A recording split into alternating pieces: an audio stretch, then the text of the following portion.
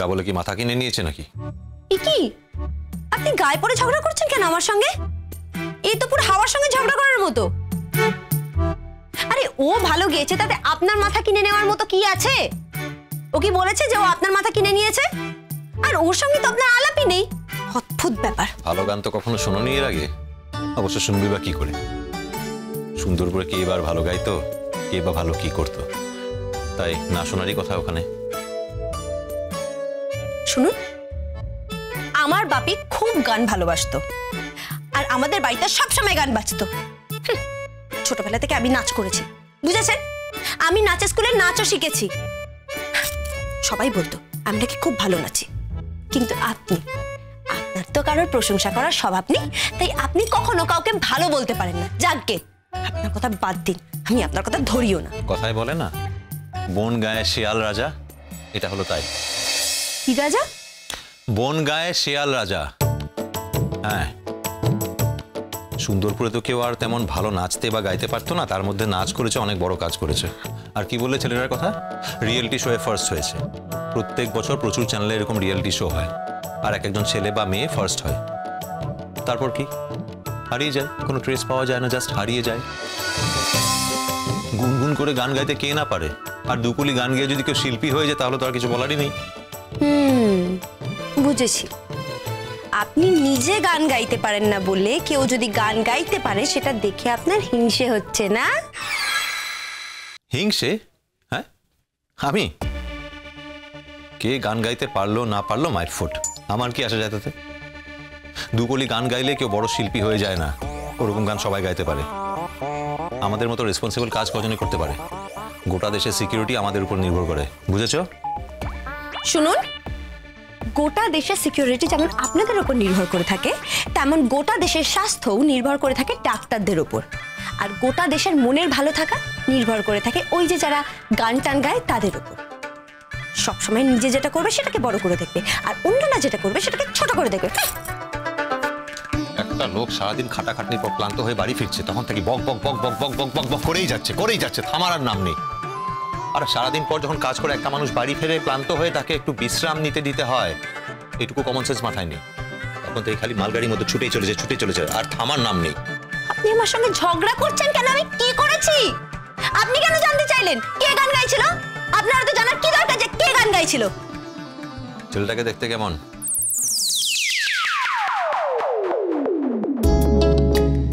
ছেলেটাকে দেখতে কেমন তা নিয়ে আপনার কি দরকার?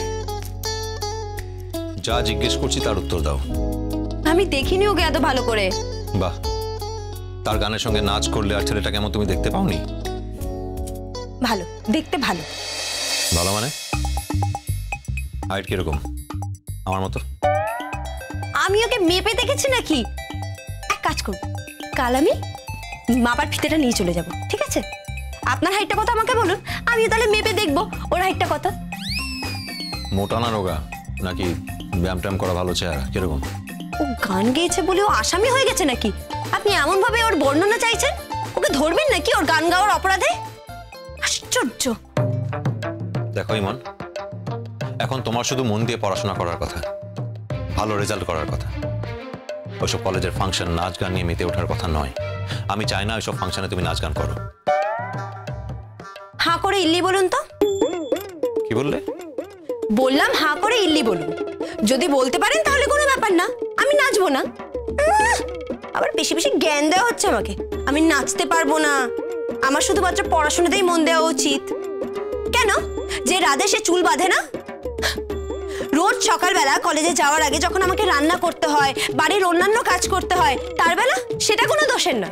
আমি একটু ফ্রেশার্স ওয়েলকামে নাচবো, সেটা আমার দোষ। তার মানে তুমি আমার কথা শুনবে না, তাই তো? না, আমি নাচবো। ওকে, তোমার যা মনে হয় তাই করো। আচ্ছা, আপনার বন্ধু আজকে এলো না খাবার নিয়ে? ও, সে তো বোধহয় রেগে আছে আপনার ওপর। তা আপনার কি খাওয়া হবে নাকি আমি খাবারটা এনে দেবো? থাক, কোনো প্রয়োজন নেই।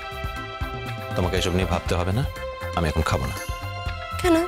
আপনিই তো বললেন। আমি বললাম না আমার খাওয়া দাওয়া নিয়ে তোমাকে মাথা ঘামাতে হবে না। তাহলে কে মাথা ঘামাবে শুনি? রূপকথা দি?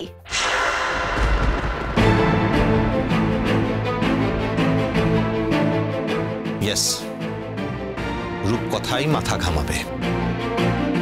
আমি রূপকথাকে বলছি খাবার দিতে।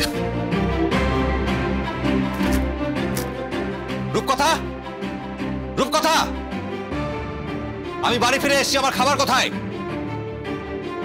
এত করে খাবার দাওনি কেন? শিগগিরই খাবার দাও, আমার খুব খিদে পেয়েছে। কথা কানে যায়নি?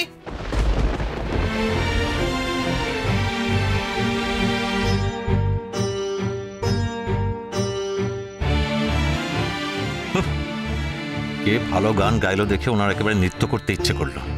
এতই ভালো গান, কোথায় কোন বাজে খপ্পরে পড়বে তার ঠিক নেই, আবার নাচ করছে, নাচ।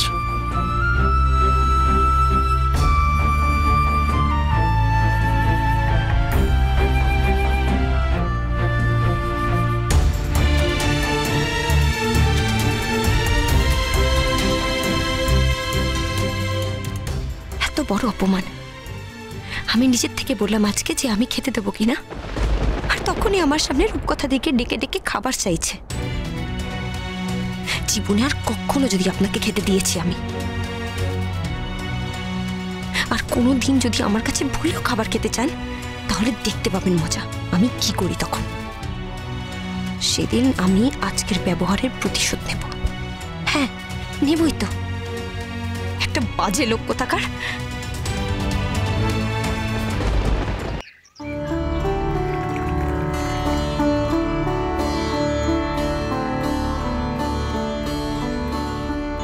ভানু শোনো, তোকে এখানে কথা বলি। নকি পুজো দিন আমাদের বাড়ির বউয়েরা সব আলতা পরে, এতকাল তো নিজেরাই পড়েছে। তুমি হচ্ছ আরেকজন কাজের লোক, বাতি। এখন থেকে তুমি পরে দেবে, বুঝেছো আমি কি বলছি? কইছি তো বড় মা, পড়ায় দিমু। প্রত্যেক বৃহস্পতিবার সবাইরে আলতা পড়ায় দিমু। সবাইকে মানে সবাইকে, বুঝেছো? হ্যাঁ, তোমার ডিঙ্গি অবতার কেউ বোঝনি?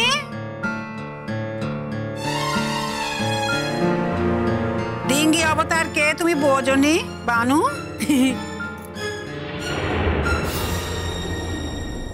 যে সব সময় যুদ্ধ করছে, ধুরুম ধারুম হুরুম ধারুম করে বেড়াচ্ছে চতুর্দিকে, হ্যাঁ, ঝগড়া করছে, গলা উঁচু করে কথা বলছে, ডিঙ্গি অবতার। এখনো বোঝনি ডিঙ্গি অবতার কে? বড় মা, আপনারা আপনারা বুড়িমারে এগুলি খালি দেখলেন। ও যে কত বড় মনের মানসী সেটা আপনারা দেখলেন না কেউ। অনেক বড় মন ওর। কি বড় মনের পরিচয় দিয়েছে একটু শুনি, জেনে নি।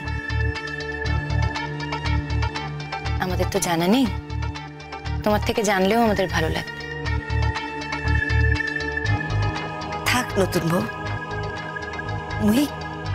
মুই কাজের মানসি, ছোট মুখে বড় কথা কইতে লাভ নাই। একদিন একদিন আপনারাই সকলে বুঝি পাইবেন। বলো যা, তুমি তো এক্ষুনি বললে যে আমরা নাকি তার কোনো সদ্গুণ দেখতে পাচ্ছি না, আমরা খালি তার বদগুণই দেখতে পাচ্ছি। তা তুমি বলো, তুমি তার কি এমন সদ্গুণ দেখেছো? দেখ, আমরা তো তাকে ভালো করে চিনি নে, তাই আমরা তার কোনো সদ্গুণ জানি। তুমি তাকে ভালো করে চেনো, তাহলে তুমি বলো তার কি এমন সদ্গুণ তুমি দেখেছো, আমরা জেনে রাখি। হ্যাঁ বলো। কেন আপনাদের ননদের জন্য যে এতখানি করলো সেটা কিছু নয়? যে লোকটা আপনাদের ননদের ভাষায় ছিল, তার কাছ থেকে 50,000 টাকা আদায় করে দিল, তারে বাড়িতে ডাকি শাস্তি দিল, সেটা কিছু নয়? আচ্ছা, সব তো আপনাদের বাড়ির বিটির জন্যই করছে। তাতে বুড়িমার কি স্বার্থ আছে কন্তি? কি স্বার্থ আছে ওর? কিসের দায়? হ্যাঁ,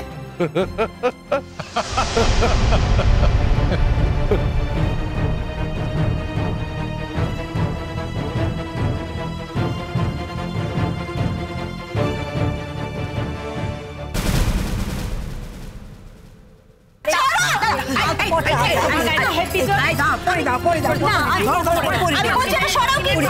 আমি বলছি সরাও।